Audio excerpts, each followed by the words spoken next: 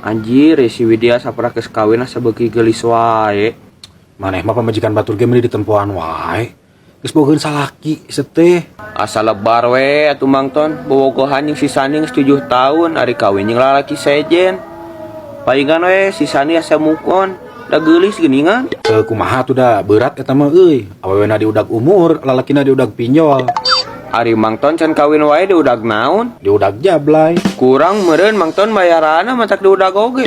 Maneh mah anggar sok dituluykeun wae.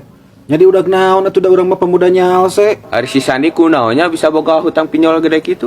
Enggak tahu, enggak mau tahu, enggak nyari tahu, enggak mau dikasih tahu juga. Main judol meureun nya. Geus maneh mah ngomongkeun we batur kebiasaan. Kamana tuh mangton diajak ngobrol ngadon ini? Rek mandi. Aing daripada ngotoran hate ngobrol jeung mani mendingan bersihan awak. Ari manita tutupan geda pantona, geuleuh, tulalena ka tempo. Koream loba nu ngintip. Ari muka nu ngintip tutupkeun pantona. Lamun ditutupkeun, engke bakal aya nu ngintip deui. Kan ari dibukakeun mah geus teu kudu ngintip, tinggal nempo. Tinggal urang we nu kikieuan kete. Au.